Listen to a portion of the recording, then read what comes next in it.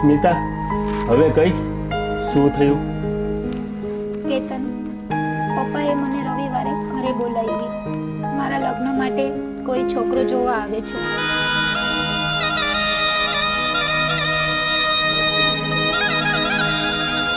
હા, તો તું જઈ આવ.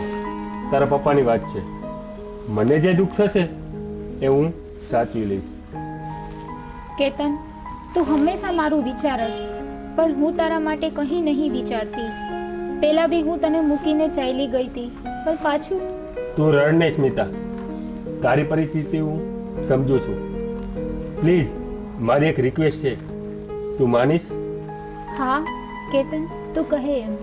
કાલે રવિવારનો દિવસ છે, તું રજા લઈ લેજે. આપણે બે હરશું ફરશું અને મજા કરશું. હા કેતન, એટલું તો હું તારા માટે કરીશ ને.